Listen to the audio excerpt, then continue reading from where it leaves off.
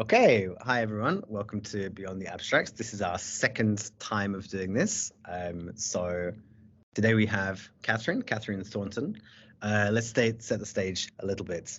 Katherine, would you mind introducing yourself a little bit? How do you define what it is that you do? Could you give a little brief bio? Sure.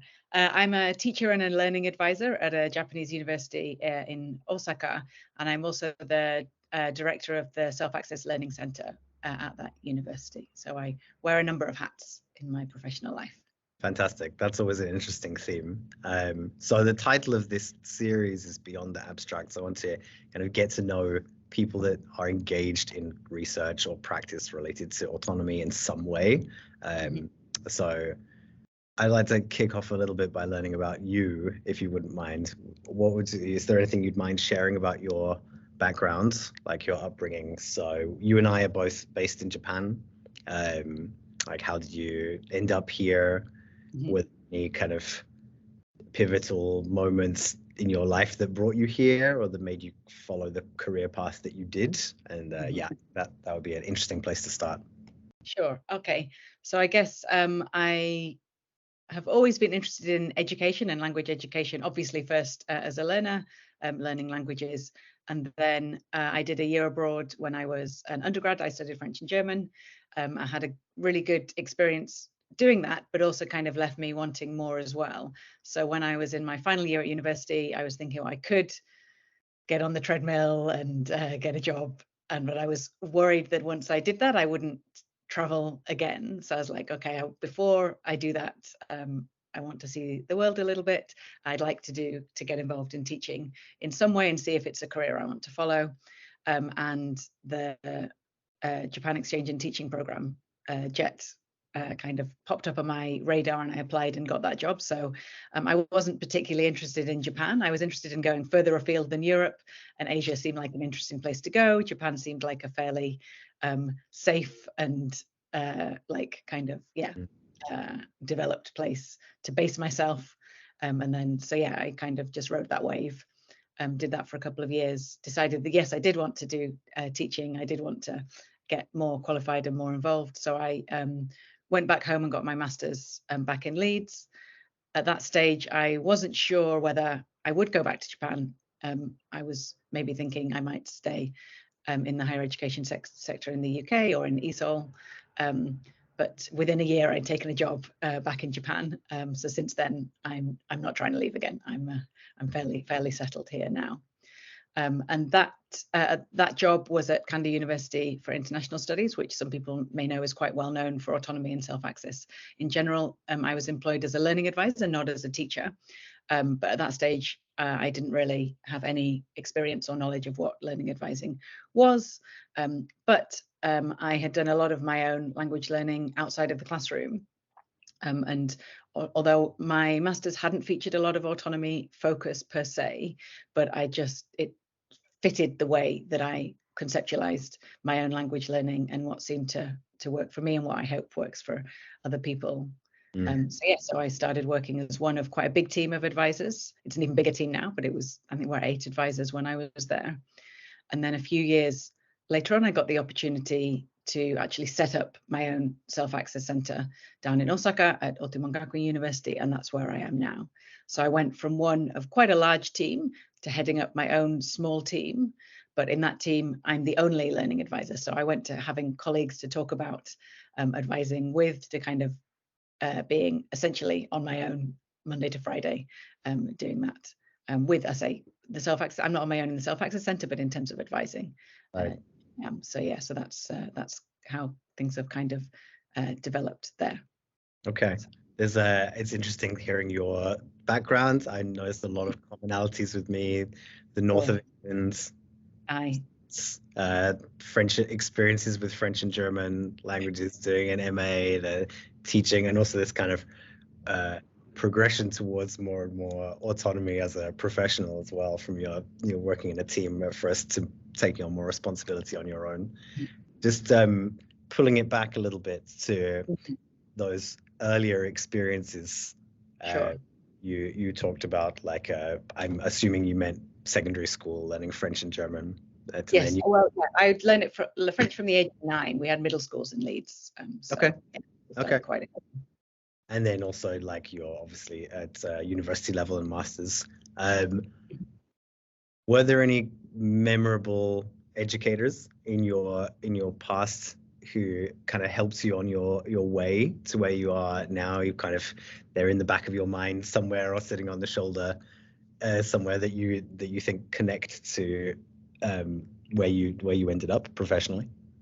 So in school, looking at my French and German education, I remember all my French and German teachers, and they were all influential in different ways in terms of providing like fun opportunities. I remember doing creative role plays at French and really enjoying that.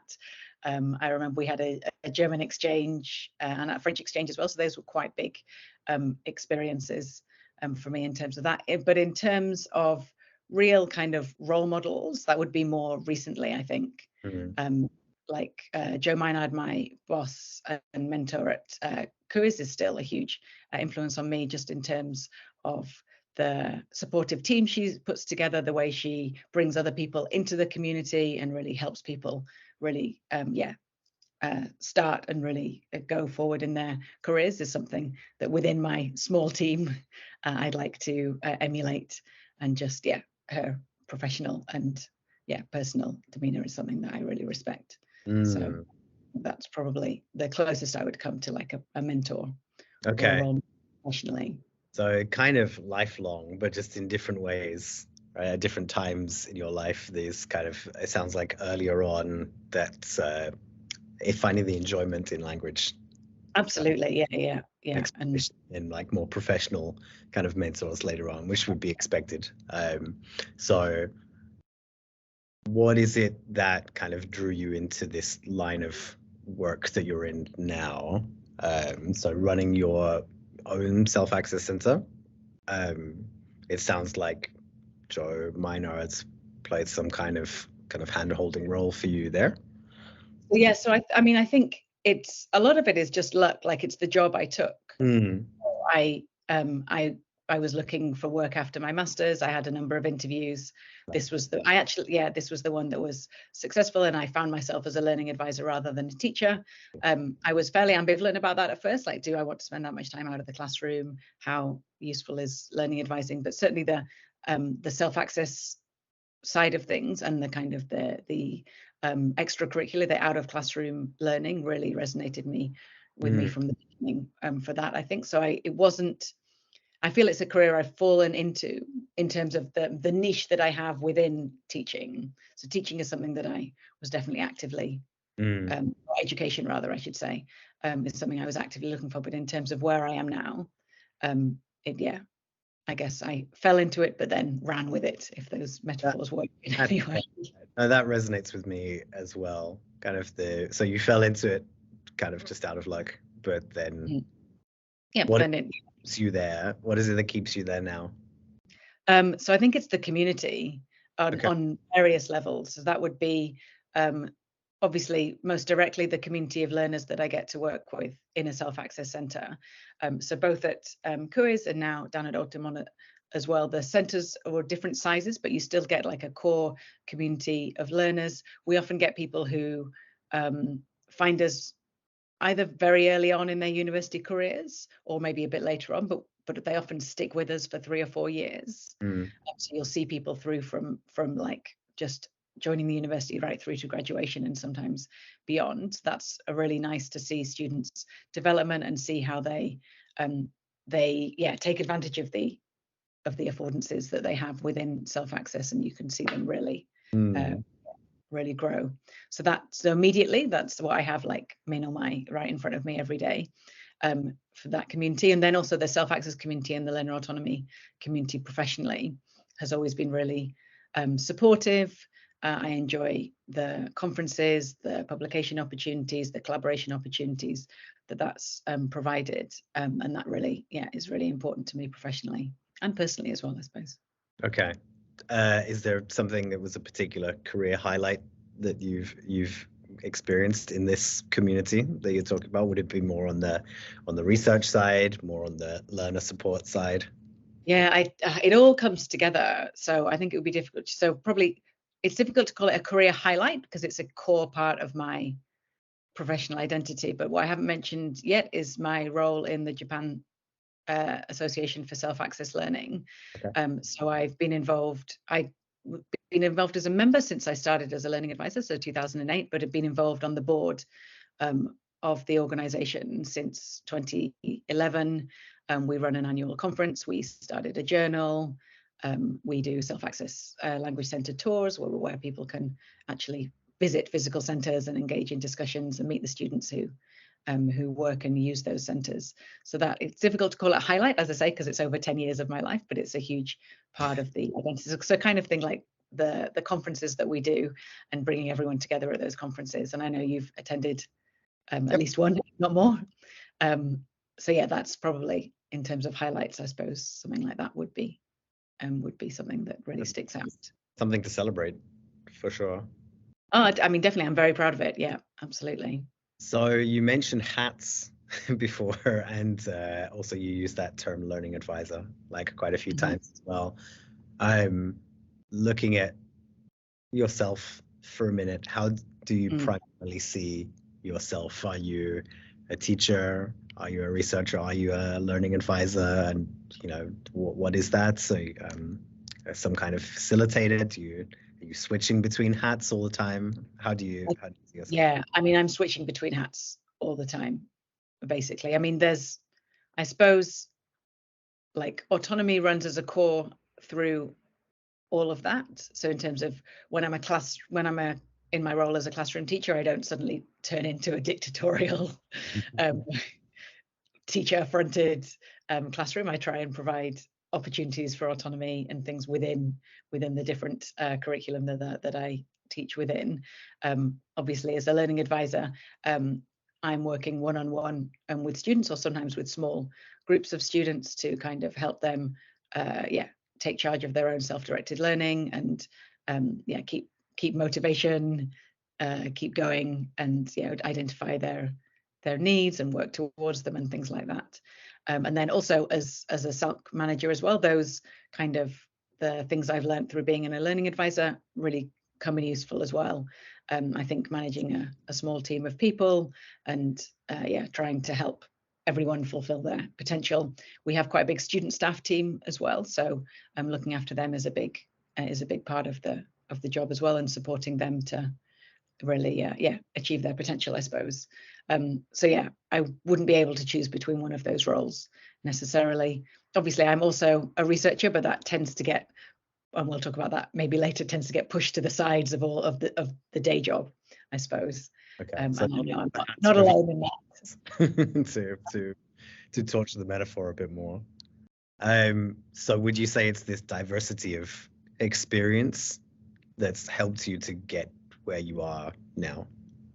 I mean, I think it's helped to keep me interested in what I do now. I'm not just doing one thing day in, day out, there's that variety. And sometimes it can be a little overwhelming. There's a lot of different things to do. But we managed to find some kind of balance, I suppose, within that. So yeah, and they all inform each other. Right. So yeah, so it's not split. It's not dividing myself into very different roles that are completely isolated from each other.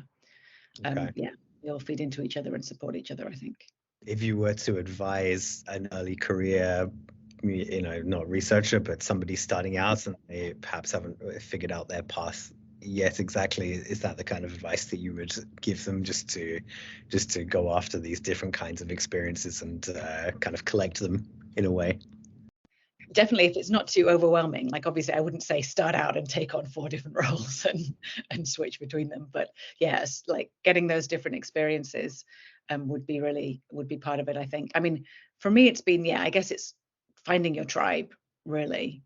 So and that might involve trying out a few different hats to see which one works for you.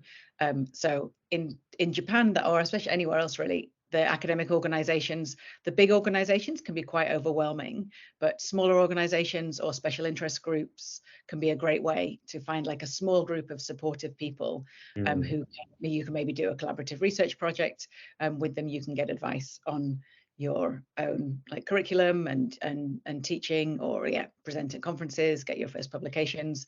I found those kind of smaller groups. So for me, it was learner autonomy and self-access, but for somebody else, it might be something different. But finding that smaller community within maybe a larger community is certainly, I think, what's helped me. Okay. So is that one of the ways you managed to achieve that balance between all those different competing demands on your time, just by finding these little communities?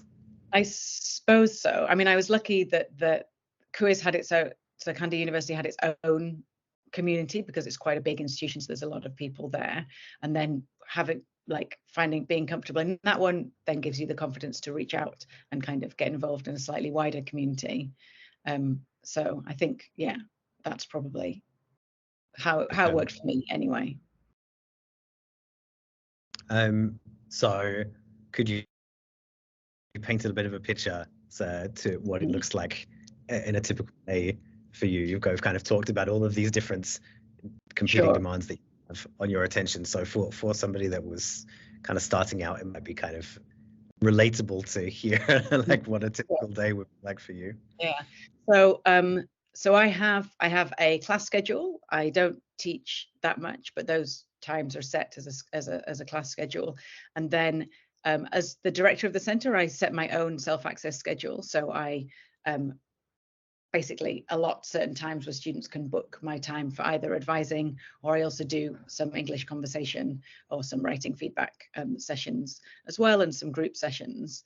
So then that schedule takes up most of my week. And then around that, I make sure I've got pockets of time where I can deal with management things or things that pop up. Obviously, class preparation. The research, I try to set aside an afternoon a week where I can focus on research. Often that gets taken up with just day-to-day things, and I have to be disciplined to say, no, I'm not doing that then. I'm doing my research then and trying to make time for that. But it's an ongoing challenge, really. So in a typical day, I might have 1 or 2 advising sessions, a group session with students. I might supervise some student staff who are working at the counter, have a meeting with colleagues about, we're revising our speaking program at the moment, so have a meeting about how that's going. And maybe have an onigiri for lunch. No, that's not true. I always make sure I have like at least half an hour for a hot lunch. So it sounds exhausting. I mean, there's no downtime. There's very little downtime. And I'm in 9 to 5 every day. Although on my research day I work from home. Just otherwise I wouldn't really find the time to do it. And I have an office that I never see the inside of. I work in the self-access center. Right.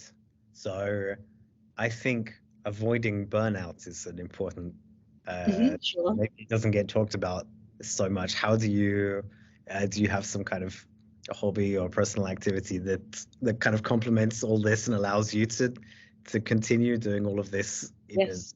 I mean, I would say in that, like, the workload is manageable within that. Like, I'm lucky in that in a lot of self-access situations, people may be teaching a full coma load and have to do the self-access management on top of that, whereas my university recognizes that that's a valuable part of my job, certainly in terms of like the advising and the management. So my class schedule is reduced to manage that, so that helps a lot. I do have to work on weekends, but I generally don't check email on weekends. And when I am working on a weekend, it might be I have a Monday first period class, so a bit of prep for that, often like some grading of students' work, or like at least looking at students' work before class. So yeah, I managed to keep it mostly, if not within 9 to 5, certainly within Monday to Friday, with just a bit at the weekend. So yeah, I feel like my work-life balance is fairly well done. Yeah, and I say on a weekend I like a nice combination of indoors and outdoors activities. Like I'm a park runner, so I run every Saturday morning. I try and get out into the mountains, also try and get to the cinema. I watch a lot of Netflix, all that kind of thing. So yeah. Okay, no, that's good to know. I think it's nice to hear that we can or that we need to do this alongside taking on all these other responsibilities. Well, it's important. So you did mention research a few times. You Sure. setting aside one afternoon a week for it, or you mentioned that it's perhaps the hat that you wear the least frequently in the week, but it is an important part of what we do here. Absolutely. I think. Where are you? What are your research interests primarily in? And have you always been interested in researching the same thing? Yeah. So can you talk a little bit about what you're investigating? Yeah, sure. So my research has gone in a number of different directions over the last like 10, 15 years, but I think there is a common strand to things. So I've always been interested, obviously, as someone who my first degree was in foreign languages. I've always been interested in language learning, but not just English, in multilingualism, and that has taken the form of first of all looking quite critically at English only environments. As someone who I use Japanese in my everyday life quite a lot, I'm a natural translanguager. I switch between languages an awful lot. So being constrained into an English only environment is difficult for me. And it's the first language I learned, and I should be able to say anything I want to in that language. So coming into environments where classrooms had English only policies, our self-access had an English only policy at first when I went there. So looking at that and looking at how that operates in learning advising situations as well. So the language that's used for advising was some of the earliest research I did, and then looking into beliefs about language learning, and that led into kind of some identity work and looking at like social identities and how language and identity kind of influences. And then but I'd say the strongest strand has been on that multilingualism, and looking at multilingualism within self-access environments, specifically looking at language policy and linguistic diversity. So those kind of things that kind of run through my work, I suppose. Okay, so it was a few possibly terms of art that came up there that might be flesh out a little bit, like what is learning advising and language policy as well. What does that specifically refer to? Everyone might not be familiar with those terms. Yeah. So in terms of language advising or advising in language learning is kind of the process of helping students to develop their own language learning skills, to be able to reach their own language learning goals. And that's often done through a reflective dialogue. And it can be either written or spoken. Most, if not, well, maybe 80% of my advising these days is spoken, but I still do some written advising through students writing journals and me replying to those journals. So that's often a one-on-one relationship, although it can work within the classroom as well. So in one of my classes, there's a self-directed learning project where students set their own goals. We have class discussions about how things are going. I am able to give some input sessions on getting them to think about motivation and strategies and things like that. And then they write journals about what they're doing that I respond to.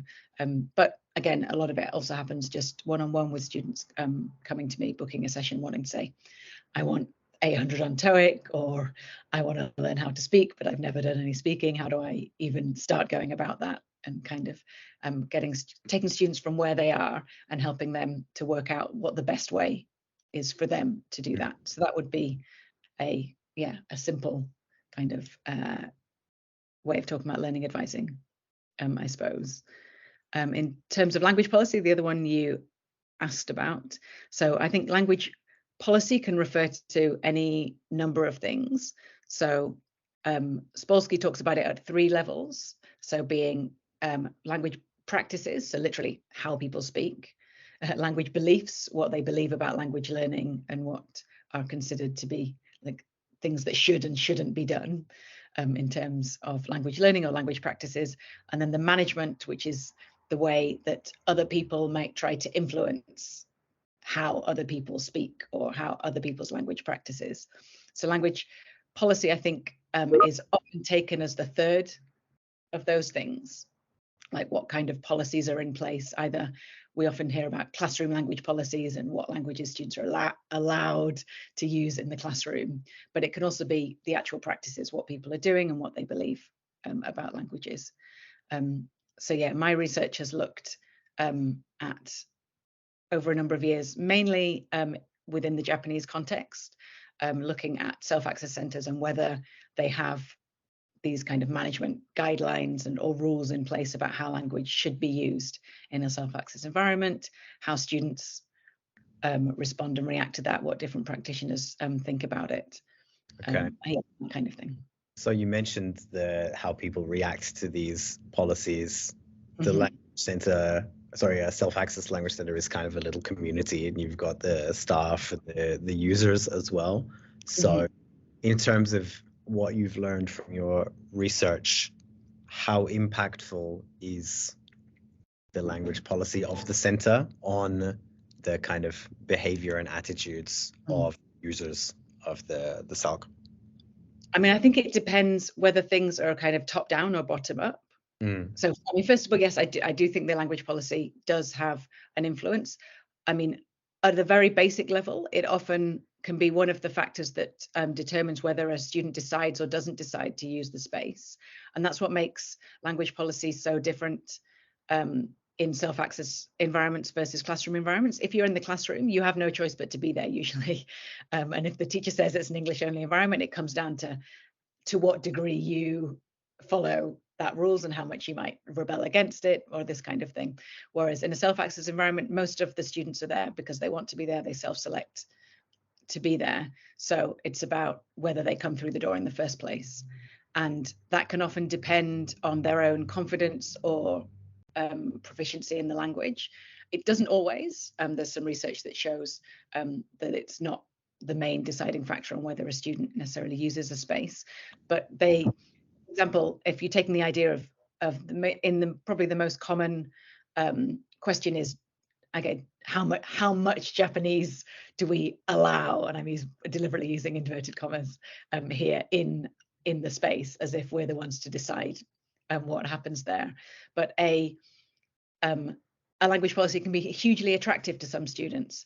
They already have a degree of proficiency and they want to practice more. It's a unique environment. It makes it seem a bit exotic or international within the Japanese context.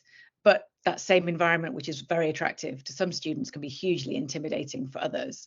So then you can end up with quite a clique of confident users who scare the bejesus out of anyone else who might want to use the space. Right. So it seems it is quite a consequential decision then, that's really going to determine the local flavor of. It certainly can do, but the dynamics of the local community, language practices and language policy are probably only one element of those social dynamics of the space. So you could have a space where, for example, my space, we don't have a language policy. Around the space, you'll hear a lot of Japanese within there, other languages too, and of course some English. But if it gets really cliquey, then even without a language policy that says you have to speak English in here, students could be reluctant to come in. So it's one factor that students can use to decide whether to use the space. Right, it's got a complex, web of different things that are going to impact that. And it's absolutely part of the mix, and I would say it's probably quite a strong part of the mix. So, of course, we're both operating in a Japanese context. It is the same regardless of where you are or where the SALC is. Does that the impact of language policy as one important factor? You mean internationally? Yeah. So I haven't done an awful lot of research outside of Japan. My first study did look internationally, but seems to be the biggest divide is between what would be traditionally called EFL and ESL environments. So if you're in an environment such as Japan, where access to English outside of the classroom, outside of the self-access center, can be fairly poor in many senses, especially in terms of like authentic interactions with people, then there's more likely to be an emphasis on target language use as something that a self-access center offers and something that makes it different. Whereas if you're a self-access center in Ireland or in the UK or in the US, if we're looking at specifically at English, that language is all around. So there's not necessarily this emphasis, the only place I can go to speak English is the self-access center. Obviously, those centers tend to be more multilingual, so students are probably going there not only to learn English as being international students, but would be home students or local students learning modern foreign languages, learning learning Chinese, learning Spanish, things like this, and therefore they're more likely to be much more multilingual. But there may not be a language of interaction within the center. I see. Yeah. Does that make sense? Yes, no, it does. So what are some of the challenges or the kind of the differences in terms of running a self-access center that might be relevant in a more monolingual, is the wrong word perhaps, but that typical EFL environment versus a more multilingual environment? So what are some of the, from the administrator's point of view, how do you approach that differently? I mean, I don't know, I've only really worked in that position in Japan, of course, but in terms of, a lot of it is about, I guess, how much emphasis to place on English versus other languages, and that's my more recent research looking at linguistic diversity in SALCs and what space is given over for languages other than English. So that would be one consideration. And then also the different proficiencies of the students around, as I say. So again, do you need to provide services for, with English, it's unlikely to be absolute beginners. Everyone's going to have had 6-8 years of English, so they even if they don't think they have something to draw on. And then, so what kind of, how do you cater for different interests, different proficiencies? Also looking at the intercultural side of things, what role is there for international students? How do you provide that kind of internationalization element and globalization element, that what we'd call in Japanese kokusai koryu, and how much of an emphasis there is on that versus learning versus language learning versus autonomy support. And I'm using the word versus, they're not really against each other, I think they're complementary, but yeah, I think there are these three strands that run within, certainly within a Japanese environment, that finding the balance between them can be quite challenging. For example, if you have an English only environment and a lot of your international students are coming from English speaking or other countries, then the self-access center isn't a place for them to be able to work on their Japanese, because it's something that is decided that shouldn't be happening within that space. And then maybe you'll get less mixing between students because the international students may choose to use a different space or no space at all. Right. So your primary experience is in Japan, Yes. and you mentioned a few times multilingualism. Those two things don't always seem to be synonymous, Japan and kind of a multilingual environment. But in preparation for this conversation, I was your research, and I was pretty interested to read about some of these local languages here in Japan other than Japanese, or in the case of, just more major world languages and how they're represented in self-access languages here. It's quite an interesting area. A bit more about that, what you've learned. Sure. So I mean, I suppose this comes from, again, looking at so I'm sure it comes as no surprise that English is the dominant foreign language taught in the universities, and as a reflection of that, kind of supported in self-access centers. But I say, as a speaker of other languages, I've always been interested in seeing what role they have in language in self-access learning centers. So I suppose what I was interested in with this research at first was basically just a survey. There's no as far as I know, there's no work being done to find out exactly what the current situation is, how many centres cater for languages other than English, what those languages are, what kind of services. So that's the paper I think you're referring to.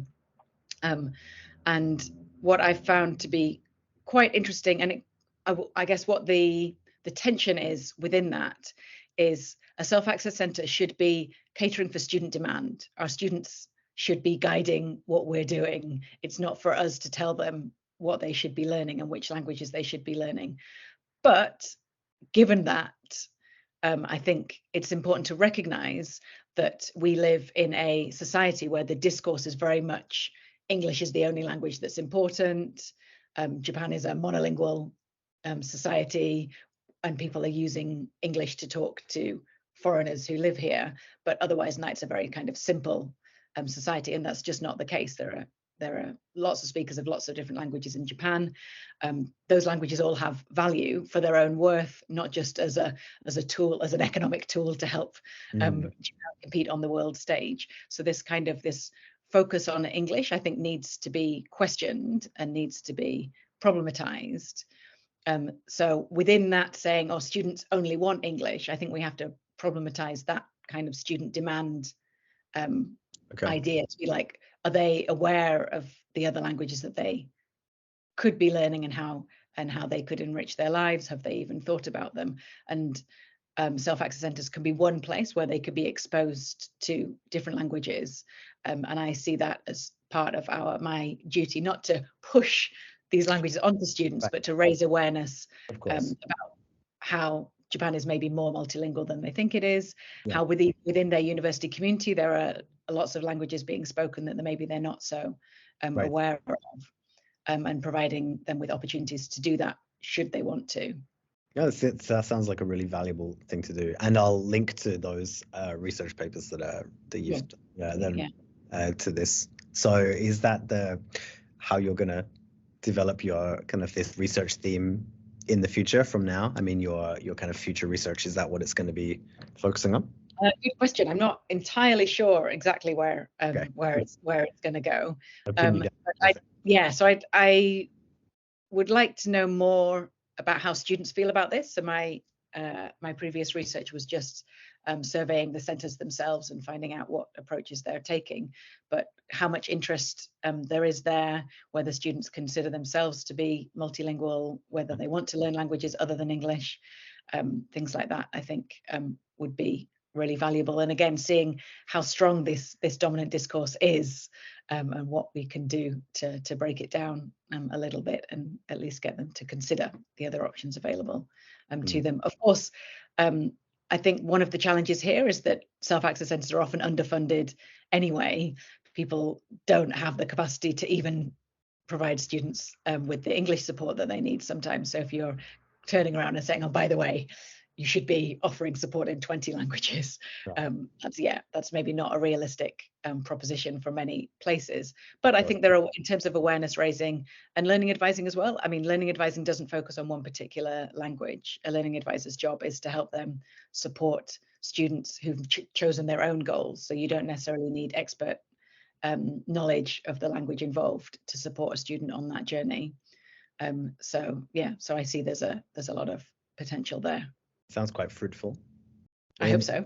A lot of their work on autonomy, I find, is you've got to balance these contradictions between the learner-centeredness or the top-down, side. There's always a finding the line.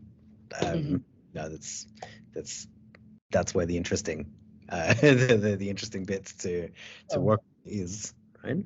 I'm mindful of your time. I don't want to keep you here for too much longer, but just in closing, is there anything important that you think we should have talked about that we didn't, or anything that you really, really wanted to talk about now that you think is really valuable for people to know? Not offhand, I don't think. I think the issues that self-access face, as you say, can be quite complex, and it's often about where you make the compromise. I would say, just in general, I would say that self-access learning in Japan is in a fairly healthy state in terms of the fact that there are centres can be reasonably well funded. There's quite a lot of them. If you look at the situation internationally, there's a lot more pressure. Places have been downsizing, closing down. It's not the same environment that there was maybe 20 years ago. The kind of the pressure of funding, the pressure on space, the kind of the influence of technology. A lot of people will come and find a space, say, oh, well, like in the 90s that was necessary. We needed, I don't know, DVDs and satellite TV, but now you've got YouTube, you've got access to any resources you want. You don't need a physical space anymore. So trying to, going back to the idea of community and how that learning community is hugely important and powerful for supporting autonomy, for supporting students' motivation through their language learning journeys. So it's, as I say, I think that's probably one of the biggest issues facing self-access internationally that maybe isn't quite as reflected in the same way in Japan. I see. That's really interesting to know. And also just on the note of technology, I think the important thing that you mentioned just then is finding the human element is going to be the important thing going Absolutely, forward. Yeah. So I just submitted a piece actually talking about how maybe the pandemic pushed us all into these online zones, and for self-access that was hugely disruptive, as in any other environment, because self-access is all about that community of bringing people together. But one way I've come to think about it a little bit is by the way that we've all become more comfortable doing exactly what you and I are doing now, talking remotely. Previous to that, the technology was often a very one-way, passive, watch this YouTube video, do these e-learning exercises, which are just horrible 1970s grammar exercises, basically just reimagined for the digital age. But through the pandemic and things like these kind of teleconferencing services, we've brought the personal back into the technology. So you can do an online learning session that maybe learning advising session that maybe you wouldn't have done a couple of years ago. You can bring a group of students together online. So maybe we're helping to put the personal back into that kind of technology. So the technology is here to stay. It has many advantages that we can use, but I think there are these affordances that we can take advantage within the self-access community to make sure that we keep those communities sustainable. I think that's a nice note to end on. All right, a nice message there. Well, yes, this is a really interesting conversation, I thought. So yeah, Katherine Thornton, thank you very much for your time. And I look forward to more interesting conversations in the future. And I'll be sure to link to any relevant resources that we discussed in this talk. Okay. All right. Thank you very much. Thanks very much. Yeah, it's been really fun to talk to you. Nice.